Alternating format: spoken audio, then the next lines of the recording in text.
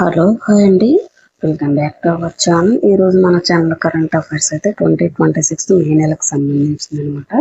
కావాలనుకున్న మన channel follow అవ్వండి, సబ్స్క్రైబ్ చేసుకోండి, షేర్ చేయండి.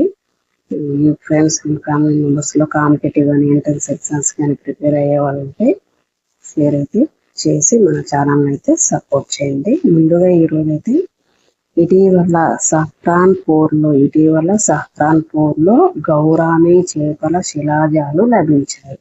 అయితే అవి ఏ భౌగోళిక యుగానికి చెందినవి అంటే ఆది మానవ యుగం, ఆది మానవ యుగానికి చెందినటువంటి చేపల శిలాజాలు. నెక్స్ట్ వన్ వచ్చేసి ఇటీవల శాస్త్రవేత్తలు కాశ్మీర్లో మోరెల్ పుట్టగొడుగులను అయితే పండించడం ప్రారంభించారు. ఇటీవల శాస్త్రవేత్తలు కాశ్మీర్లో మోరెల్ పుట్టగొడుగులను అయితే పండించడం స్టార్ట్ చేశారనమాట. అది దేనికి సంబంధించినవి అంటే ఆహార పదార్థంగా పనికి వచ్చే ఫంగస్ అనమాట. ఆహార పదార్థంగా పనికి వచ్చేటువంటి ఫంగస్. నెక్స్ట్ వన్ వచ్చేసి direct to device D2D direct to device ఉపగ్రహం కమ్యూనికేషన్లకు సంబంధించిన ఇన్ఫర్మేషన్ ఏంటి అంటే కొన్ని సందర్భాల్లో సెల్ టవర్ల వంటి వసతులు లేకుండానే D2D పనిచేస్తుంది అనమాట. అంతేకాకుండా హార్డ్వేర్ పరికరాల అవసరం లేకుండా మొబైల్ ఫోన్స్కి అనుసంధానం కాగలుగుతాయి. మొబైల్ ఫోన్స్ కూడా అనుసంధానం కాగలుగుతాయి అనమాట. అంత యూజ్ ఉంటుందన్నమాట D2D వల్ల. నెక్స్ట్ వన్ వచ్చేసి వతన్ కో జానో కార్యక్రమాన్ని నిర్వహించే శాఖ ఏది? హోం వ్యవహారాల శాఖ జమ్మూ కాశ్మీర్ ప్రభుత్వంలో వతన్ కో జానో అంటే హోం వ్యవహారాల శాఖ అయితే నిర్వహిస్తుంది అన్నమాట. నెక్స్ట్ వన్ వచ్చేసి చంబల్ నదిలో జల ప్రవాహం తగ్గడం వల్ల గంగా నది డాల్ఫిన్ల నివాస ప్రాంతాల్లో మార్పులు వస్తున్నాయని ఇటీవల వార్తలకైతే రావడం జరిగింది. అయితే ఇది మన దేశంలో ఏ రకమైన జీవిగా గుర్తిస్తారు?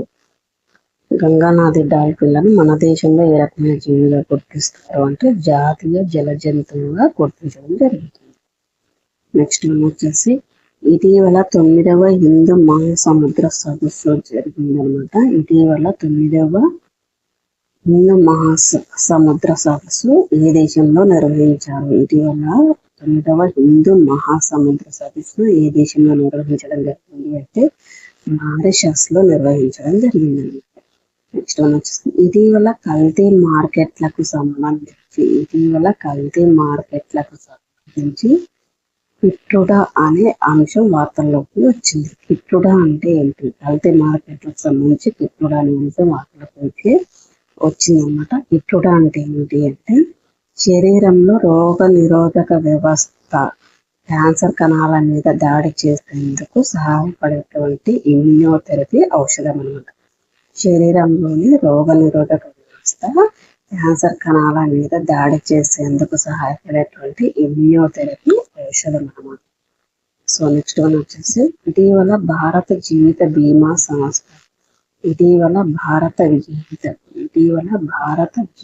బీమా సంస్థ మొట్టమొదటిసారిగా బోనస్ ఇష్యూ అయితే ప్రకటించడం జరిగిందన్నమాట. అసలు బోనస్ ఇష్యూ అంటే ఏంటంటే వాటాదారులకు ఉచితంగా అదనపు వాటాలను ఇవ్వడం అన్నమాట. So LIC life insurance corporation of India అనమాట. సో నెక్స్ట్ వన్ వచ్చేసి జలియన్ వాలాబాగ్ ఊచకోత జరిగి 2026 ఏప్రిల్ నాటికి అయితే 107 సంవత్సరాలు అయిందన్నమాట. అయితే ఇది ఎవరి నాయకత్వంలో దేనికోసం జరిగింది? జలియన్ వాలాబాగ్ ఎవరి నాయకత్వంలో దేనికోసం జరిగింది అంటే బ్రిగేడియర్ జనరల్ రెగినాల్డ్